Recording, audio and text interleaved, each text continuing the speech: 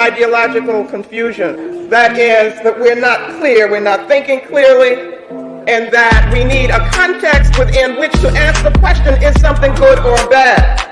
We assume that we have the same goals, but we never say what they are.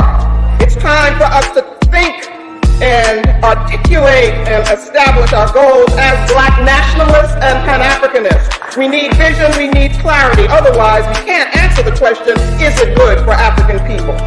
Nationalist goal is self-determination. In the spirit of Delaney, Garvey, Malcolm, Amos. It is Pan-African commitment, that is the unity of African people worldwide and one Africa on the continent as a basis for African strength.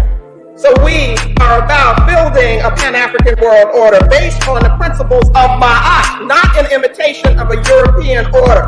Ma'at as justice and truth. We need a nation concept, as Dr. Clark told us. A Black economic program, a cultural program, an independent political organization, independent Black media, independent African-centered education financed by us and controlled by us. All of this presupposes, very importantly, an African Black identity.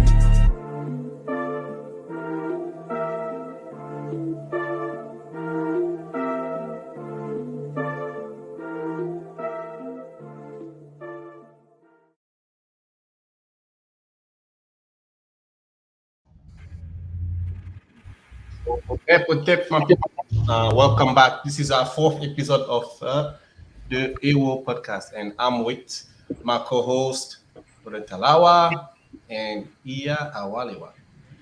You want to say hello, people? Say it again. I say Iya Iwalewa. Iwalewa. Iwalewa, my bad. You gotta get the phonetics right. You know what I'm saying? You're right.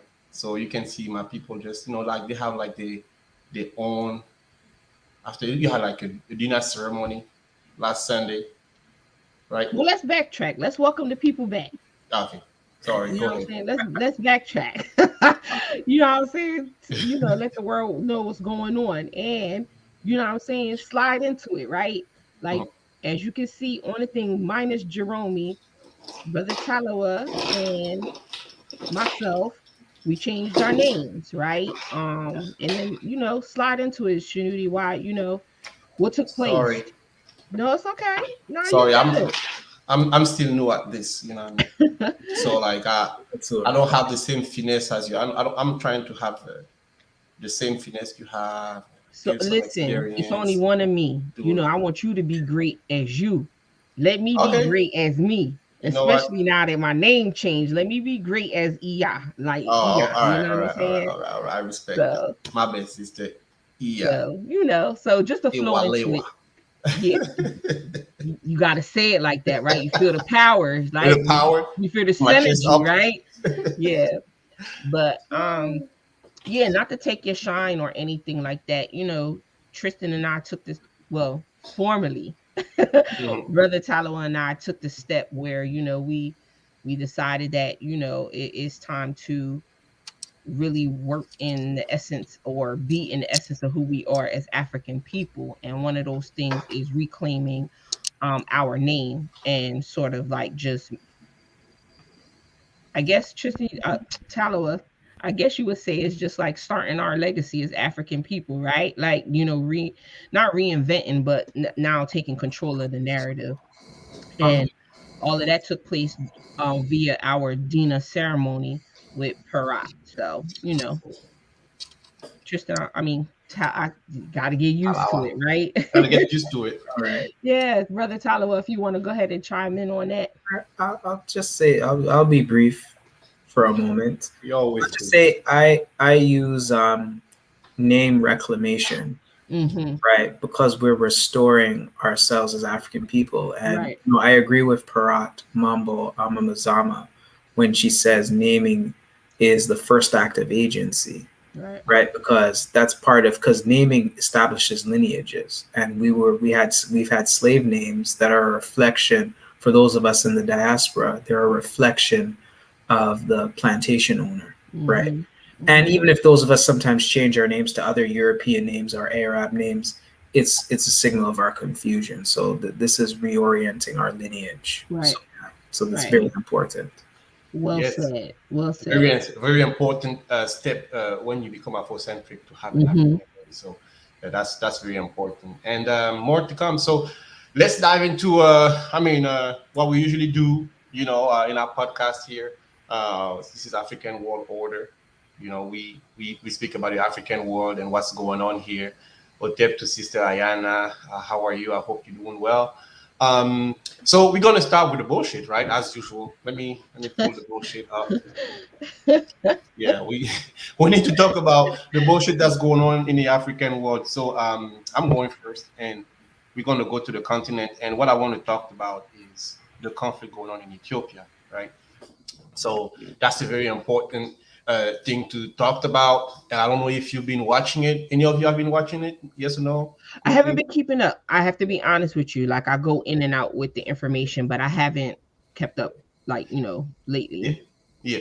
So something that we've seen recently, I think last week, we had like a lot of Ethiopian all over the world in the street. They were like protesting against Western media because like they're putting this false narrative out there that the TPLF, which is like the party that the actual central government is fighting, is like a few kilometers away from Addis Ababa and ready to take over government. And this conflict I think is now a year old after the TPLF. The TPLF mean Tigrayan People Liberation Front, and it used to be the party in charge for 30 years, right? And they against the new prime ministers because they want to stay a federal state. The TPLF want to remain like a federal state, so like they don't want the power to be centralized, but the new prime minister wants the power to be more centralized, so they have more control over what's going on. But not so we don't waste too much time, but I think it's so important because anybody can dive into that conflict. There's like the narrative in the media that the conflict is really internal because the TPLF attack one of the military base of the central government, and the government has to react. And they're speaking about the government causing starvation by blocking foreign aid, foreign intervention, if I can say, like humanitarian intervention to reach out the Tigrayan people, and causing starvation and displacement and all that. So they've been saying all those things about how bad is the government right now and how he's killing his own people, like causing a genocide. That's the word that the TPLF is using. Okay. But the reason I think this conflict is very important is because something is going on in Ethiopia, and that's the construction of like a huge dam that will use the water of the Blue Nile. The Blue Nile is where most of like the water that goes through Egypt is coming from, right? And the Egyptians have been really against this project, right? That so Ethiopia that's the bullshit. I said so. What's the bullshit? I mean, the bullshit is like they make it seems. The bullshit is that the real problem that we have is that the West is trying to, through Egypt, is trying to stop Africa to industrialize because this then will help Ethiopia to have like a stronger industrial development, right? And today they're using this conflict. I think like there's like an invisible hand to make this conflict last as long as possible, so that it will kind of stop the development of Ethiopia. This project that's really my thought, you know what I mean, and the thought of many Pan-Africanists, Black nationalists out there. And also, even if the actual government doesn't see it, we know this is one of the biggest projects out there. So I think it's a bullshit. And I wanted to put an accent on Western media propaganda. The Prime Minister himself, he said something recently that was really interesting about this conflict. He said the basic challenge of the war that we are involved currently is not the bullet with fabricated news and misinformation. So, you know, it's the same bullshit that we see, you know, Western media always telling lie about what's going on in Africa for their own interest, you know. So that was kind of my my little bullshit I wanted to talk about here today, you know what I mean? So, you know. Well, we already know how we go with the Western propaganda, you know what I mean? That's always some bull, you know. But yeah, so, you know, keeping it flowing, like in terms of the bullshit. So everybody's familiar with Antigua and Barbuda, hopefully. Well, more so Antigua, right? Because that's like a really popular tourist destination. But just focusing on Barbuda, we know that they were devastated by a hurricane, 2017 Hurricane Irma, pretty much like ravaged the island. They're sister islands, but Barbuda is the smallest, obviously, of the two. I think they may have had like 1,600 residents. But anyway, Irma wiped them out. So the residents ended up going to Antigua. So it's natural, right, after a hurricane to rebuild. But what's going on with Barbuda, a lot of people don't know. Like, so Barbuda gained their emancipation from slavery in 1834. And since that time, they have been operating under like a communal land ownership type thing. In a nutshell, no one owns the land, but everyone can use the land. You just have to go through, you know, the policies and, you know, steps to, you know, go through a council and, you know, use the land. Here's where the bullshit at, though. So they share political parties with Antigua. Antigua has more representation than Barbuda. Antigua is trying to tell them that communal land stuff ain't gonna work. They trying to sell out to increase tourism to banks, basically, and private owners to increase tourism. And the people is like, yo, like, what's going on, right? So the interest is not for the people. The government is playing, the Antiguan government, you know, is playing the citizens of Barbuda out. And then even some citizens have returned to Barbuda, and like nothing is really operational, because like literally the people, this is an example of what is necessary, right? Like for your people, the people, they were living fine, you know what I'm saying? The fishing community was, you know, communal, everybody was good, you know what I mean? But now they feel like they, you know, the Antiguan government is saying like, you know, nah, we want to bring some private people in, we want to expand tourism, and yeah, the people can't get back their land. So they're fighting for that. But I think the other thing that's important when you read the stories about Barbuda, I think the other thing that's important is, and this is something we talk about a lot, they were saying, okay, yeah, we're not against, you know, in one of the articles I, you know, was reading, you know, one of the citizens was like, we're not against, you know, the hotels, but we don't want to, in a nutshell, we don't want to be the ones cleaning. That's true. You know, we don't want to be the ones cleaning it. We want to be the people that's in charge, taking part in it. Exactly. So, yeah, you know, I charge bullshit. You know, I charge bullshit, you know, on the Antigua government, because, you know, we all African people, and, you know, we should always have interests.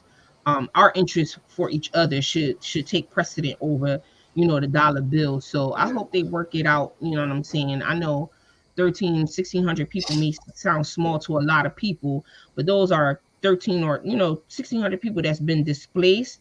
Yeah. And they need support to fight for what's theirs. Or, you know what I'm saying, just being fair, you know what I'm saying? So I hope they work that out. I haven't followed anything like recent, but it is something that, you know, I kind of put back on my radar, because like I think they had a system that nobody was talking about that was working, and the people were satisfied. Yeah. And now people are trying, the government is trying to uproot that, and that's important. So that land sovereignty is being threatened for them. Mm-hmm. And it's interesting. We spoke about them last year, right? In one of the episodes. No, St. Vincent Grenadines, because they had a hurricane going on over there as well. No, I thought we were speaking about their land. We spoke about something. Maybe not. Okay, never mind.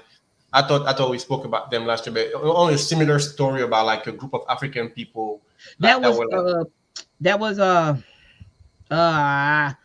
in Central America. We was talking about the Garafunas. The Garafuna. Yeah. Okay. I America. remember now. Like the story seems a little similar when you speak about that too. So we kind of I know, before we get to Brother Talawa, I think, we talk about this stuff as bullshit because it is, right? But I think what, hopefully what people glean from this segment is that it is important for us to know about what we're doing around the world, because it serves all of our interests. You know what I'm saying?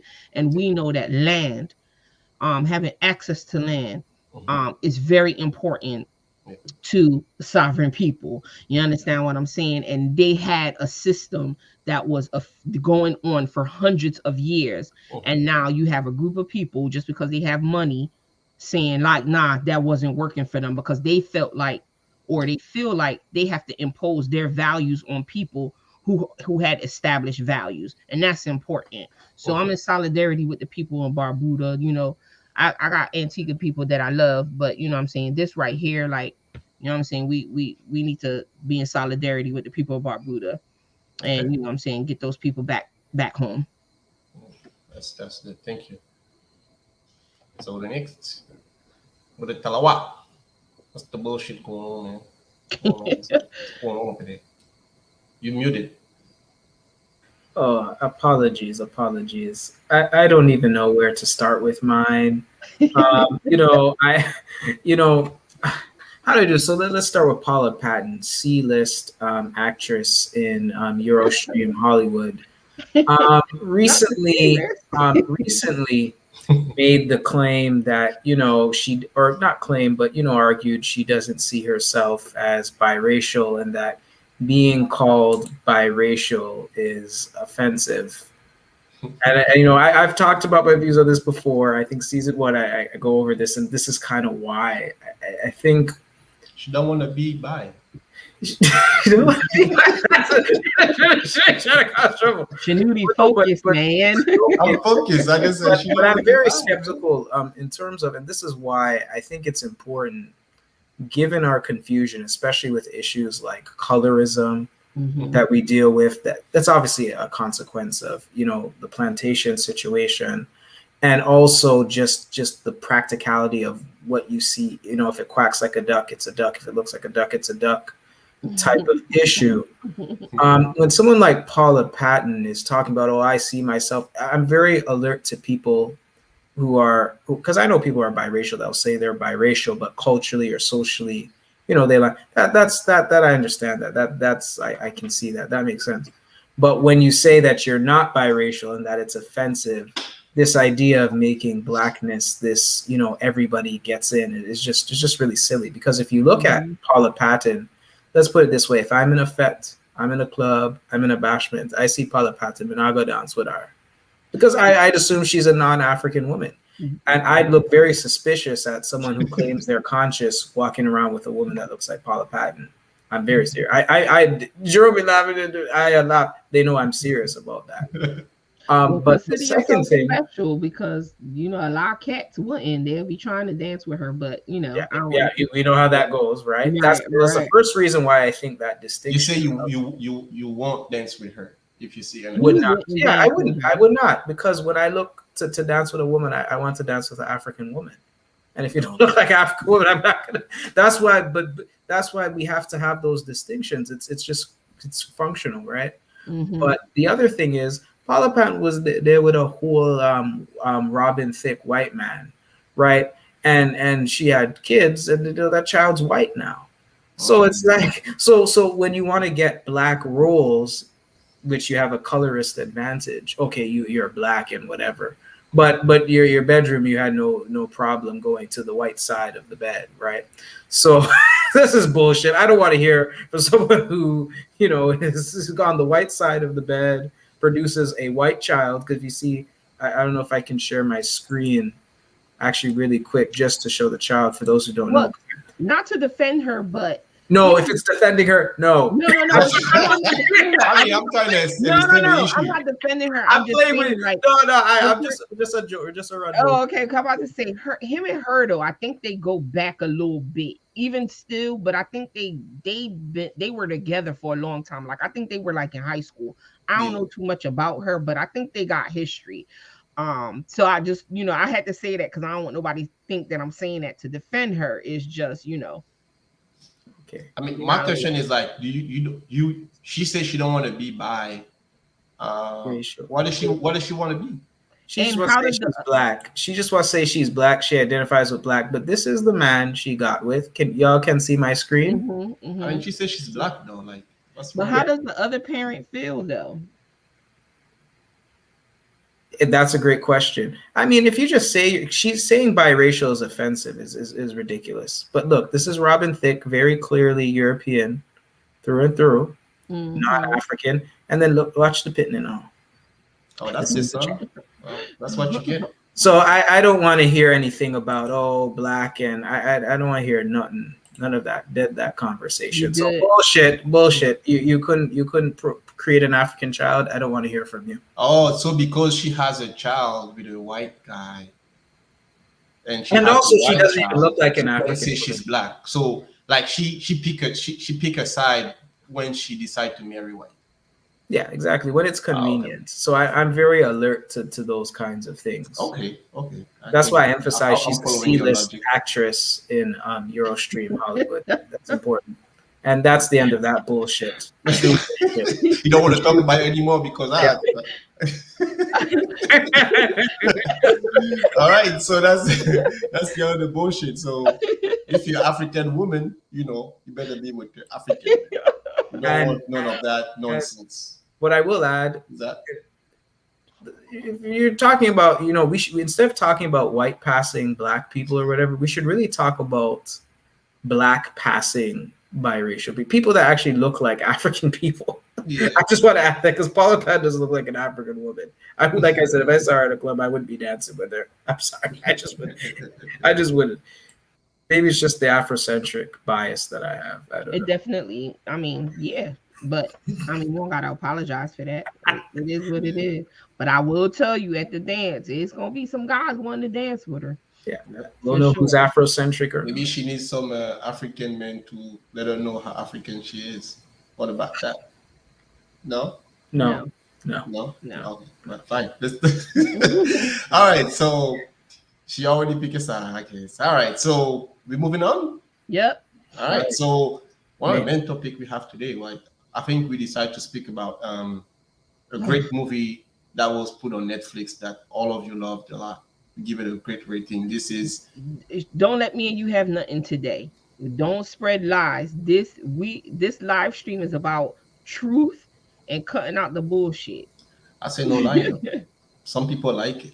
Maybe. I like to know who they are because I think our friendship should end. So what's the problem with this movie? Like, I mean, we all watch it. What wasn't the problem with the movie? So you know what? Let me take I gotta drink some water because my pressure. Y'all know how my pressure gets. Drop your blood pressure. Going. So I think it was a lot of things that was wrong. Mm-hmm. I will say, like when I saw the trailer, I was like, oh, this is gonna be dope. Like, okay, yeah, like showing a female, whatever. But maybe we can start to why this movie is important. Why is Queen Amina? Who's Queen Amina? And that's exactly why we're having this conversation, because it's not clear on who Queen Amina is, where her place is in history, let alone Nigeria's history. So I still don't know who Amina is. You know what I'm saying? Like I don't even know where to go to find reliable information about who Amina is. And I think that's a shame because it made me itch. It was so it's supposed to be a movie about a woman in I don't even know what was the time period. I think 17th century. 16th or 17th, right? So it's supposed to be a woman who was supposed to rule, a kingdom called Zazu. Am I saying that correctly? Zazu, yeah. Yeah. Outside. So let me say this: anybody who's watching or is going to watch it, potentially what we talk about may be spoilers. So if you're not into like spoilers, you know what I'm saying, you may not want to like listen until after you watch it, if you decide to watch it. But anyway, yeah, so it's supposed to be about some ruler of Zazu. So the issue that I have is like out the gate, you watch the movie and it's like female subjugation. I'm like, okay, like, you know what I'm saying? A lot of us women could talk about our jobs doing that, but here we are. Anyway. And so it just doesn't give you any context, right? Like it just is like, it don't set you up for like who she was or what she, nothing. It don't set you up for nothing. It's just like female subjugation. You understand what I'm saying? And I'm just like, okay, so you already see the agenda. You know what, Tyler, will go ahead and rock a little bit, because I don't want to like talk too much, like, you know what I'm saying? But it didn't,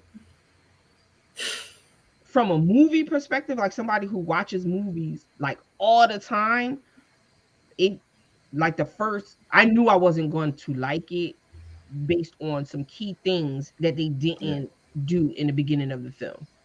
And nothing in it was really about that. Exactly. That's something that I saw. Like, why would you say that at the beginning and at least not demonstrating it? Like, okay, where are the women who are subjugated or because, inferior? Exactly. And because it goes right into two men fighting, right?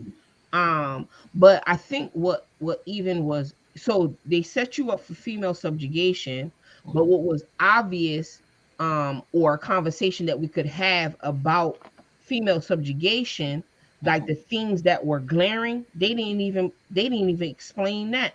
You know what I'm saying? I was just like, what is this? You know what I'm saying? So it just wasn't, and they didn't, for me, I'll say as well, they didn't do a good job developing characters, and they didn't do a good job in emphasizing like the relationships that people had, right? Like they didn't show like why somebody said it. Like they didn't give you an idea of the relationship to justify like why somebody said this or why somebody would do this. It just was like people doing all of these things. Like it was weird. I don't know. It was weird. Talaba, you want to say something? I was actually thinking, I know y'all have been kind to me, but I'm really curious on what you think, Shanuti. I know I've heard. Yeah. But me personally, like, I didn't like the movie. That's true. I did not like the movie. I don't want to be too harsh against them because it's a Nollywood movie. And yeah, it's a Nollywood movie. Like no, I don't think harsh is the issue, right? Harsh is not the issue. We go in watching Nollywood movies knowing what to expect. Yeah. This is a Nigerian movie on Netflix on a huge platform, right? I'm not comparing it to the Nollywood movies that I watch on YouTube. I love the movies that I watch on there. And let's be clear. Yeah. Although some of those Nollywood movies may not be the best in production and editing, they have a theme.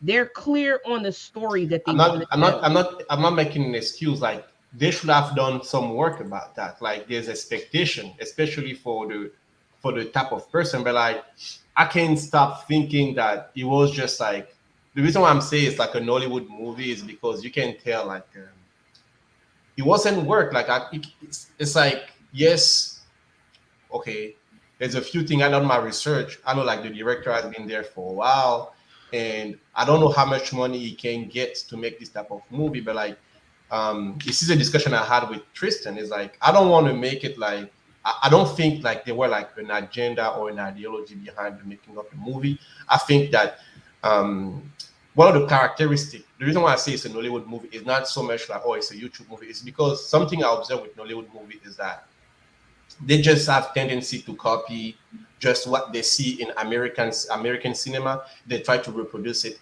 with the African just image, a little bit like Tyler Perry type of movies, you know what I mean? Where like he takes like whatever like white people do and he make a version of his own with like, you know, mixed race and stuff like that. And that's what I mean by it's a Nollywood movie. Like it has no particular essence, because like I found like a few discrepancies. That's why I asked like, why is he burning? Like, does Hausa people burn like dead body? Or like what was the gladiator type of fight at the beginning? Like who, like What do was they that really do supposed to that? mean? Like they Right, have like exactly. captive fighting like the strongest, like is it historical truth? Like it looked Right. more like the beginning of the gladiator. I see like the burning of the body, like I can tell like the guy watched Troy and he saw like Greek burning bodies. It's like for me, it's just like somebody who has some money and went to make a movie that looked like a European movie. Maybe he was trying to. I mean, I don't say if it's ignorant or he lack trainings, but like he just copy whatever he sees, but like he doesn't understand. But again, on that same platform, there are plenty of Nollywood movies where yes, they may have copied what you say like European, or you know what I'm saying, other people have done. But I've watched Nigerian movies on Netflix that told a story. Like there was a story, there was character development, right? You know what I'm saying? I agree. And stories that deviated from that. So a little bit like King of Boys, the first season, right? I agree. That was a Nollywood story, but it was set up well, right? Like it gave you a story. Of course, yeah, you could judge what could have been improved, but this is different. This is set up to be some sort of historical film, right? There's supposed to be some background, right? So I would argue and say that it's not necessarily a Nollywood movie. It's more a movie done by someone who's Nigerian to tell the history, right? Because Nollywood movies, they have that genre. We know what that genre is going to be, right? So those Nigerian films that are on Netflix, I don't necessarily think they want to be classified as what we know as Nollywood. They want to be considered true, like cinematic, you know what I'm saying, works, right? So I'll give them that. This movie, if that is what they were trying to do, and I assume that's what they were trying to do, it was a total fail. It shouldn't be classified as, like I said, a Nollywood movie. This was supposed to have some sort of historic, like we were supposed to come out of it like, yeah, Amina, that girl, like, yeah, let me read up about her, and possibly some sort of follow up and some intellectual dialogue. Like that's what it was supposed to be, and it didn't. It didn't do that. It didn't do that. Yeah. Talawa. So I guess, because I like how y'all too was talking about it. How I see this is when I'm very it's Netflix. I don't, funny because I actually like Nollywood movies on YouTube. I actually watch some of them. Like there's this one that me and my compliment we've been called White Hunters. I think that's a good one. It's like a TV movie style cut. You know how Nollywood they'll have those really long films, but you gotta watch them in pieces. I think people should check out White Hunters. It's a classic. I'll leave it at that. But what I would say about Amina, what I was thinking about, because I did take it as Nigerian cinema as opposed to Nollywood, because we know the Nollywood. That was an interesting discussion, I think, exchange of views that Aya and Shinudi were having. In that context, I was kind of more like, why would Netflix want to do a movie, a pre-Maafa Because even though it's kind of in the middle of the mob, kind of before it becomes a factor in African life, the Maafa interference, why would Netflix particularly have a film like this? That's kind of what drew us to watch the film, to look at it. Because I know everyone was talking about The Harder They Fall. I think Idris Elba's joint. I said, you know what, let's look at Amina. Let's see what this all Black Lives Matter film producing is doing. Right? Let's see what's doing. So what I observed is I definitely see, I think the purpose of having this film out, and I think one of you touched on it, when the opening of the film, you know how they give you the background to the film, like they have the text, the first piece of text, like opening text line that you see is in an age of female subjugation. So that right away is a context cue for how the film is being framed, because that's how you frame a film. So anything that you see that a woman is not allowed to do or can't do is subjugation. And the other thing was, following that, you see women, African women in servitude, being sold for nude. They're in nude and being sold, and they're talking about their features and whatever. Now, there's a number of problems. So this is female subjugation, and I got the black on black crime narrative, or the Africans sold Africans narrative in here. So I said, okay, this makes sense for why this is a kind of film you would have. What in the Netflix, I could see the white people like, oh, this is really in-depth nuance. I like that. That's what I think the Yorubas they're looking at. Can I jump in real quick, Talawa? With everything you said, I think what they were trying to do that, but I think what they couldn't avoid doing, right, is she had a pretty good relationship with her dad, right? Like her dad listened to pretty much every request that she had. That is a theme that no one wants to talk about, but they couldn't not talk about it, right? Especially as it relates to us as African people. She had a good relationship with her father, minus whatever religious influence was there. You know what I'm saying? And how people play that up on how we interact, or how we've taken part in that. You know what I'm saying? She had a decent relationship with her father. He listened to her. You know what I'm saying? And that was important. You know what I'm saying? Even though they didn't play, and that's what I mean about development. Like that was an important relationship. That I think they missed the opportunity to play up. Yeah. But I think it goes inside with what you're saying, because this is another thing I observed. There's no real understanding into how society of Zhao Zhao functions. Right. Yeah. So there's no sense, like, for example, instead of opening with in an age of female subjugation, you could say in Zhao Zhao society 1, 2, 3. Right. It's the 3 points that are relevant to the film. But this female subjugation, this is like Netflix people will like that. Right. Whether it actually represents that, you know, that you know, we can always, you know, talk about it and whatever. But I think that's the kind of thing. And also when they're doing the slavery depictions, how they talked about it, obviously it's Eurocentric. It's not really, one, there's no mention of Arabs and Islam, which is something that it was obvious. Well, there's no real engagement with the fact, like, you know, there's Islam, but there's no contextualization of the fact that Amina dealt with Arabs. Her kingdom, they dealt with Arabs. Right, and the relationship between Arabs and the enslaved and the Arab enslavement system being present in proximity to Zhao Zhao, because, you know, oftentimes we talk about the European end of the Maafa, but there's also the Arab initiated Maafa, and I think that's important because one of the things with African people who are Islamicized, they could not enslave another Islamic person, but they can enslave a heathen. Basically, someone who practices African spirituality. See, that's a nuance filmmakers have ways they can touch on nuance and give context cues, but that was not done in the film at all, which I'm not surprised. But this is like, okay, I'm looking at the reasons why this would be on Netflix. Like, why?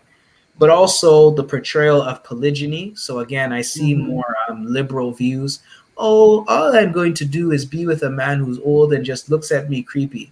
That's a very reductionist view of polygyny. That it sounds like it's a very liberal feminist type of thing that you hear like a liberal feminist in blackface say.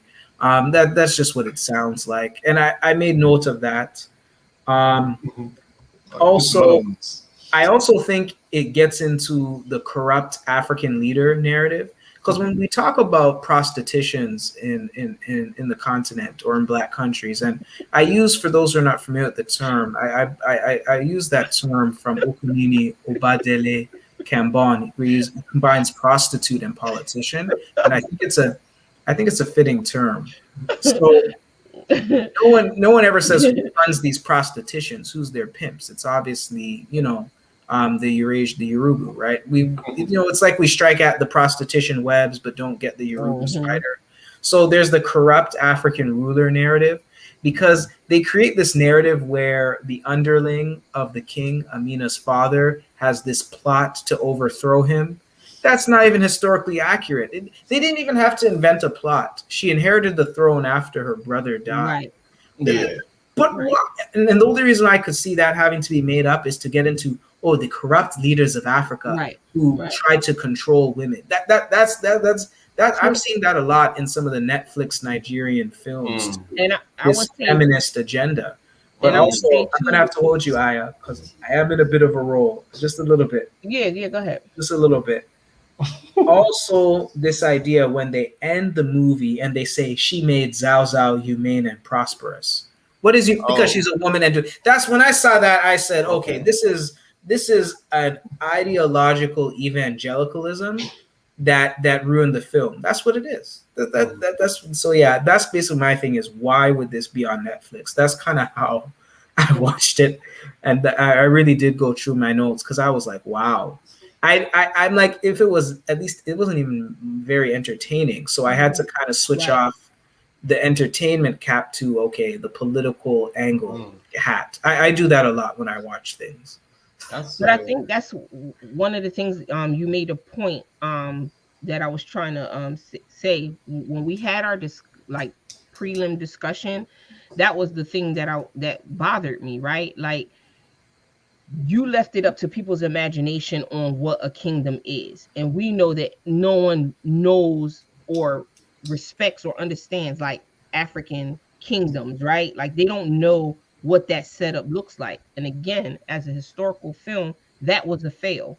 You understand what I'm saying? That was a fail because we know there were women rulers. We know that women were active in societies. You didn't do that. Like, you know what I'm saying? So for me, I think, like I said, I don't classify it as a Nollywood film, as a historic film that had the opportunity, or, you know what I'm saying, was set up as some sort of historic film to talk about a figure. They failed miserably. So you say it's not even a Nollywood film? I wouldn't consider it a Nollywood film. I would consider it a film done by a Nigerian to talk about history. Fair enough. I see your argument. But what's the Nollywood angle about Shadudi? For me, it's just like this. Like what I call Nollywood movies is like what I've seen. Like, I remember when I was growing up, like back home, like usually we will have like I don't know, let's say Mr. and Mrs. Smith, like with is that the movie with Angelina Jolie and Brad, like in Nigeria, we're gonna have like and Brad Pitt, Mr. and Mr. Ojuku, something like that, just like a version of like, they will have something like that, or like Beyonce. They will have like title like Beyonce, like they will have like some movies. But that's why this movie wasn't Nollywood. Yeah. That's why this movie wasn't Nollywood, because it wasn't mimicking anything. It was to provide like some of the fight scene, like trash, burning the blood. Like, it was just like, I get the part that Tristan speak about, like, it was done in a way like, yes, like they put those feminist elements where like, women were subjugated in Africa, or like, look how African were selling themselves, like the way they portray like African Israel, like, it was so ignorant, right? It was so ignorant, right? But at the same time, I'm not making an excuse because like this guy has. When I look at his his resume for say, I saw that he's been making movies since like the 90s or something. He's not like a new guy. He's What I old. mean? Is he old? Yeah, he's old. He's been making like I think he made his first movie like if I'm lying, like early 2000. But like I even think like back in the 90s he was making already movies. So that's not like somebody who doesn't have like enough experience or like hasn't at least watched a few movies that other African has done. You know what I mean? But what I just saw that that's somebody who was maybe like artistically lazy and just wanted to who had some money and was just like copying like whatever he sees that sells well on TV because it's like a movie about a historical figure. So and it looks you consider it lazy or just reckless and irresponsible? Well, you can add that, but like that's the lazy. That's the one I found because like if he had put some effort, you know what I mean. Because I gotta say, as far as like the equipment he has, the camera game a little bit was good compared to some movies. It was like very cinematic, but as far as like developing actor, even like the fighting scenes, like I don't know what they were doing. It was like three people, like I don't know like what she was. I mean, like with the sword, like the whatever the lady, the witch was wearing. I don't know. And that's the whole thing. We don't even know what she was actually defending, right? Yeah. And why she like I get it. They was warring with the other, other people. We assume, right? We don't even like. All I see is people at a well, and then all of a sudden they get stabbed and killed, and then that's the end of that. I'm like, what happened? I'm like, to be fair to my Naija folks, I don't want you to put this in Nollywood category. Don't do that. Let Nollywood live. Nah, I know you love Dollywood. That's why you don't want it there. That's why. I be like. Let me level. I do watch Nollywood a lot. I like Nollywood a lot. That's why I can make that statement. And I know what you're saying. Like I remember, like I was visiting a friend. Like that was like before. I mean, like that was back in days. Like I was always like in Africa when you grew up, like the way they speak about Nigerian and all that. So like even the movies, I was critical of it. But like one day I watched just one simple movie, and I saw the movie was so original, well done. Like the twist in the story, it was like a simple movie, and I'm like, damn, these people can make good movies. I didn't know that. And you start watching more and more. So you are so right when you say that. Like when you say like it's not a Nollywood story, because like there's some movie in Nollywood, even if like the video, I mean, even if like the picture game is not great, but like the story is like so captivating. You know what I mean? My girl, she watched Nollywood all day while she cook, and like some movies, like I was like, wow. Some movie like, oh my god, just stop that one. You know what I mean? But like that's why. But like, so like like so when you see somebody like that has a chance to go on Netflix and put his movie, and like he has the chance. I don't know if it was done before, after Netflix, or like Netflix saw this movie, or I don't know what circle is in. They put it out there. Yes, there's anyone as I mean, not like. It's not like we can be really disappointed in this movie. You know what I mean? Like this, it could have done way better. Right. You know what I mean? But something I want to say, the one little thing I like to say I like to ask clemency for some of these Nigerian or African director is because many of the time they don't have a budget to develop actors. They have to do things on a rush. They just have to put something out there just to keep the art alive, and And I don't say people not to support. I cannot tell people not to support African director. Right. Like if a person intentionally sabotage like the agenda, I would say like, don't support it. Like Queen and Slim, for instance. I don't like that. I would say like, don't watch that. Don't watch that crap. But like, anybody else, I mean, I'll be like, like if you do a good job, if you have some good game, or like we can see that it's because you don't have the budget to develop your actor, or like you need more equipment, or even if the movie is terrible, like you have to. But the message is for me, for the director, is like do your research. You know what I mean? Right. because this is a historical movie. This is not like a fiction. You know, even if it's like, even if you want to add a little bit of whatever fictionality, I don't know if it's a word, if that exists. You know what I mean? Not poetic license. That's okay. Yeah, you can say whatever at least trying to do some research, so like, you know, we can learn, like our children can learn something, our young girls can learn something while they're watching it, and you know, something. But here's what I say, and I would echo that sentiment. I don't want anyone to be discouraged, right? I agree with you 1000%. We should continue to support each other. You know, because for one Amina, there's like, you know, a ton of great films that are being done. And I would honestly encourage everyone. And we don't gotta watch our stuff on Netflix. There are, again, we talked about it in the past. There are black platforms where we can watch our movies, what we've done, you know what I'm saying, what we've done. You got Quali TV, and then you have Afroland Afroland app. And they have like movies from everywhere. And I've watched films not only from Nigeria. South Africa's bomb. Like they do great stuff. But I mean, even from Malawi, you got Senegal. So yeah, to your point, I would say don't let what we think or what we say about it discourage you. We should definitely continue to encourage each other to watch films. But I think for me, the main thing is like, let's do our own shit. Like, you know, forget about putting stuff on the platforms. But just to kind of roll in real quick, you know, we do this every other Friday, everyone. We love and we appreciate your support. If you want to get more information about AI Philly and what we're doing, please, you know, subscribe to us on our social media platforms. We're on Twitter, we're on Instagram, we're on Facebook. And we also have a website that we have out there, and we'll be adding information and working on that. And that's www.aiphilly.org. We are working on, you know, new things, you know, towards the end of the year. We want you to be a part of it. And if you feel so inclined, please, you know, donate.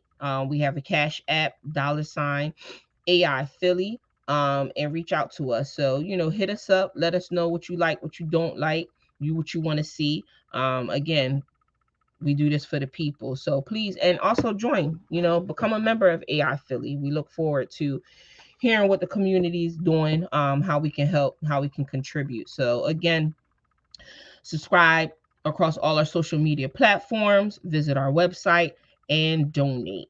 AI Philly on Cash App. Back to you, Shanuti. That was good. I tried. I don't know. I'm getting better. That was excellent. Yeah, I'm better at this. I give you a cool point.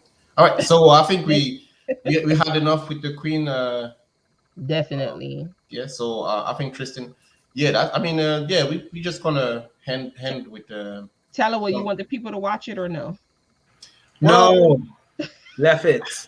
I mean, yeah, there's nothing to watch really. It's not worth watching. I mean, there's other good African movie out there on Netflix. Agree. Yeah. On YouTube too for free if they want to. Yep. And I would say that was a shot, but you know, I would say even like go back, do some vintage stuff, because like Usman, and say his last name because I always mess it up. You have some good selection. Maybe on the description we can put on the YouTube and Facebook, we can put some suggestion for good movie, African movie, and good that they can watch, like all these and stuff.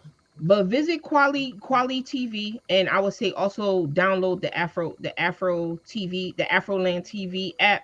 That one is free, and I've watched some great series and great movies on that. So yeah, you know what I'm saying? We out here. We don't got to be YouTube or Netflix. You know what I'm saying? We out here doing the work. Oh, that's right. So let's make sure we support each other. That's right. That's right. All right. So I think Tristan, we're gonna hand with you're gonna be speaking about the last one thing. I think that's the something going on in Jamaica with so much is going on. Tristan, you muted. Yep. What's it? Talawa, you muted. There we go. Oh wow, that was like, he like smiling. God, hey man, I was like, what's going on over there? Like, I was about oh to. God, like, hey man, I know my lesson, man. This will never happen.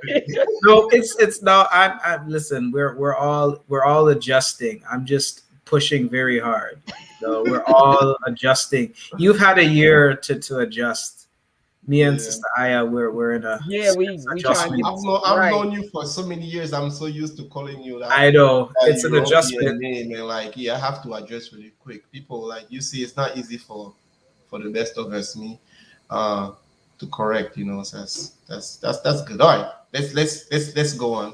Because I'm not, especially when you learn, like, let me not get off topic. So for our next major topic on the question of getting by or solutions living in the plantation or navigating the plantation, we go to a compound, not in Ghana, but in Jamaica, with the independent African community, or we might know in more common terms, the Maroon community, the Jamaican Maroons,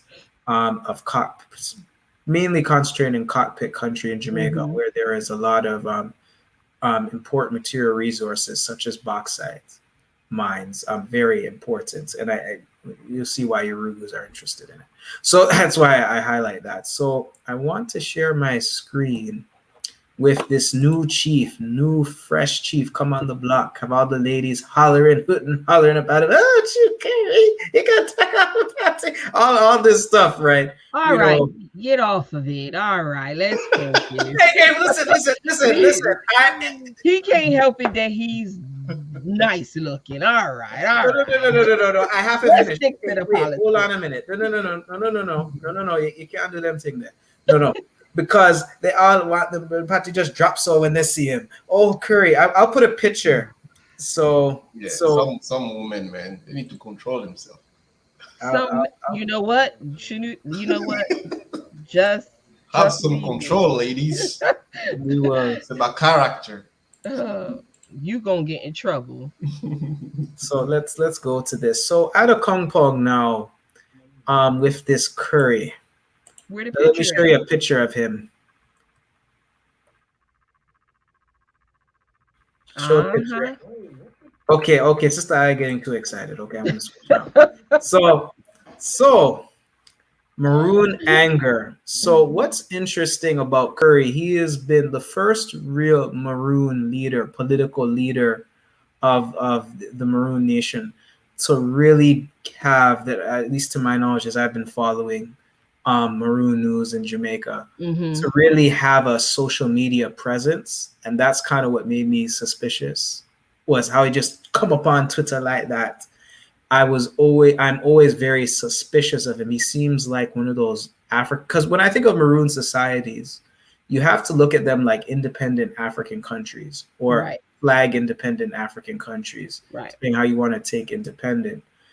And I say that because of how they function, this question of their sovereignty. But what was always suspicious to me about Mr. Curry, there was a Lumi currency that one of the Maroon leaders were pushing. Previous Maroon leaders were pushing, and I found it you can look up the Lumi currency. I don't want to dwell on it too much, but I find it very revealing that he rejected it. He's all about this modernizing project, and always when African people start talking about modernizing and not re-Africanization or Sankofa, modernizing is not for African people. Sankofa is what we need. Rambat go take it, right? Or Sankofa, right? That's what that means, right? So, but when you hear modernizing, it's just, trying to catch up with Cracker. That's basically it. But anyways, so he rejects this currency, right? And defends the welfare queen. This should really say welfare queen. And I'll get into the moment. The Hag of England is who I'm referring to. So what happens now, and this is in the early part of this year, right? Timothy McPherson, a chief in one of the Maroon communities, was pushing for was saying the Queen, Jamaica, because Jamaica is a parliament system. See where Barbados, we talked about a couple episodes back, they broke away from having the welfare queen as their head of state, or some might know the welfare queen, the Hag of England, as their head of state. So in that context, right? So when he's charging Jamaica to pay back, a sort of repertory demands, McPherson asked for repertory demands. Curry was not in favor of that. So McPherson, chairman of the African Kingdom Federation, you guys definitely, the audience, African Kingdom Federation, definitely look at it as African sovereigns in the diaspora, right? He said Jamaica had a number of sovereigns, and the Bank of Jamaica issues a currency that represents the interest of the Queen of Jamaica, who is Her Majesty Welfare Queen Hag Elizabeth II. So this tells you, when people say, oh, black people corrupt, African countries in the Commonwealth, or, in the French has their department system, right? They have more of a flag independence than they do a functional independence. This is why it was so critical for Barbados, for Dashway, the welfare queen, the Hag Elizabeth, right? This is why it's important, right? Because Jamaica has a governor general, right? So countries in the Commonwealth have that, and they represent the interests of the Queen. So McPherson has to charge, the reparations to the Queen of England, right? But Curry defends the Queen, right? That he and his people continue to be dedicated to the peace and friendship with the British Teef Crown, but he would just say Crown, its heirs and successors of Teefness, as they affirm, blah, blah, blah. I can't even read it. My stomach gonna turn. So we have that context now. So now Curry now is being said in our compound now, they're saying that he is a dictator. And I think what's important when you talk about Maroons and people who are functionally speaking sovereign, right?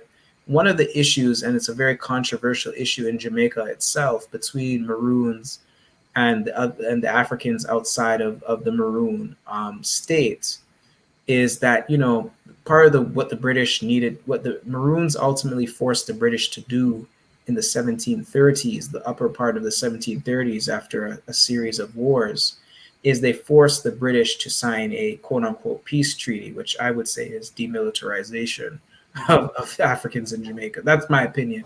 But that's another story for another time. So you have that. So in some instances, you had certain factions of Maroons participate in putting down rebellions of enslaved Africans in Jamaica. But, and this is something that gets underrated, right? There was also plantation-based Africans that were used to hunt Maroons. And that's a part that doesn't really get enough context in those conversations. We always assume whoever's on the plantation is revolutionary, Maroons are counter-revolutionary. It's a bit more complex. So I think that context is important. So now in a compound, they're now saying that Curry is a dictator. I find that interesting. And because why I think this is important is in African nations, you have different politics.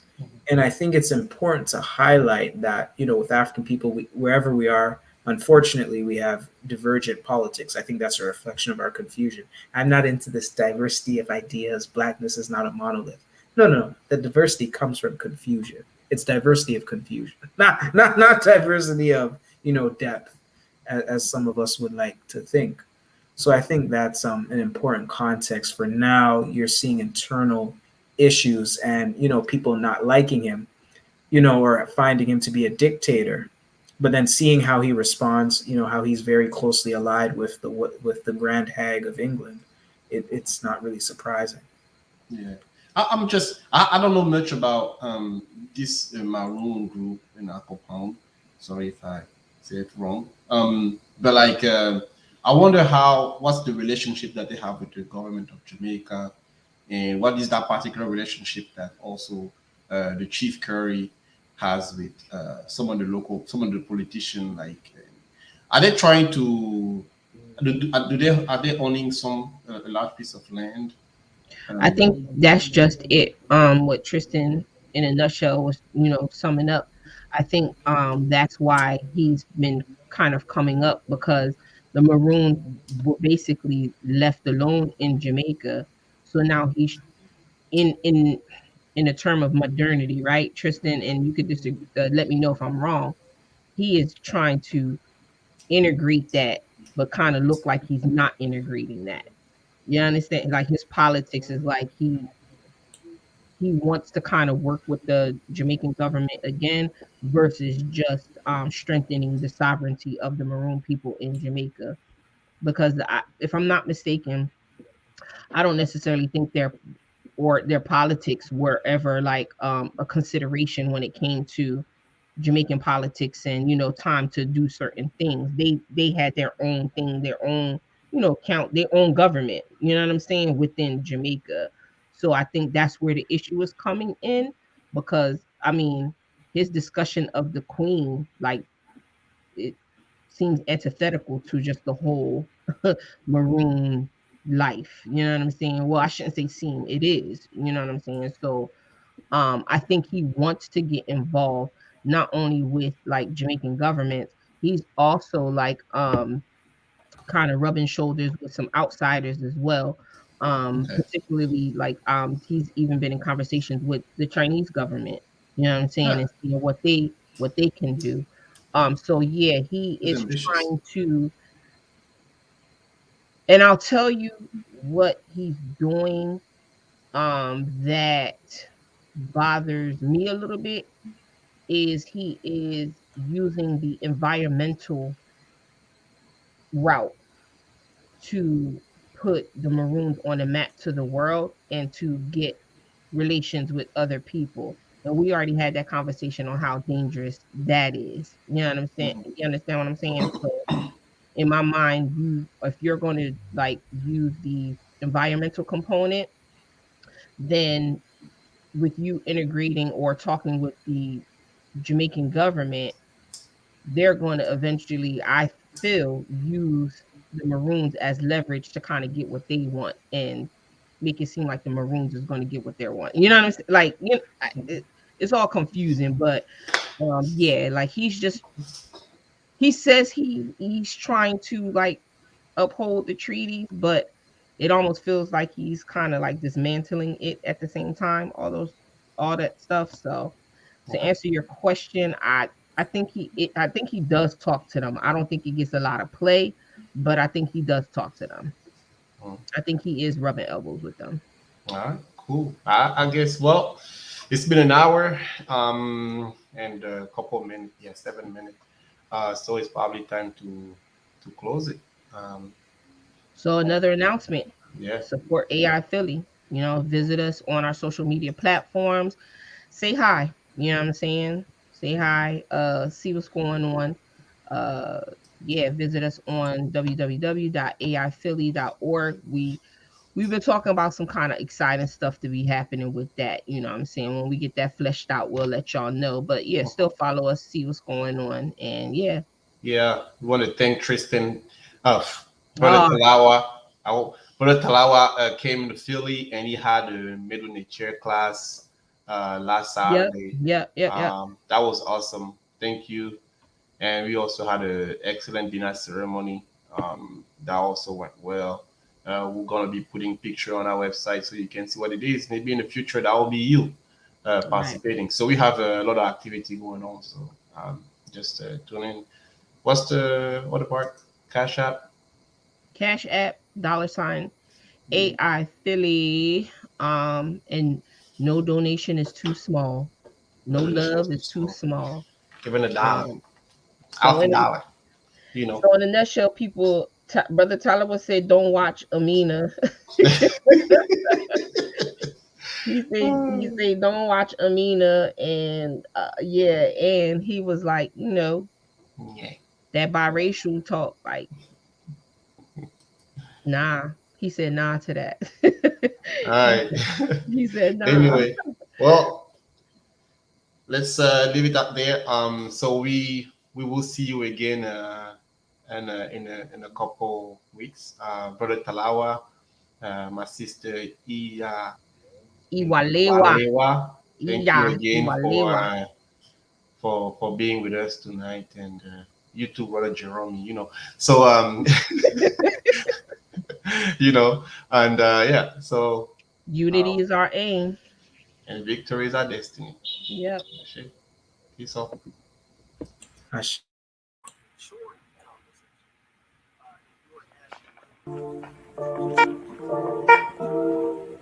think what we are suffering from is ideological confusion. That is, that we're not clear, we're not thinking clearly, and that we need a context within which to answer the question, is something good or bad? We assume that we have the same goals, but we never say what they are.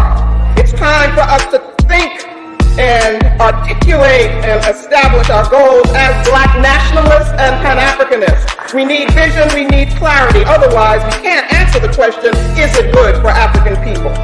Nationalist goal is self-determination.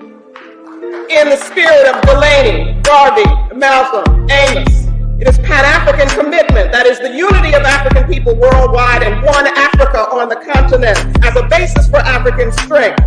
So we are about building a Pan-African world order based on the principles of Ma'at, not in imitation of a European order. Ma'at as justice and truth. We need a nation concept, as Dr. Clark told us. A Black economic program, a cultural program, an independent political organization, independent Black media, independent African-centered education financed by us and controlled by us. All of this presupposes, very importantly, an African Black identity.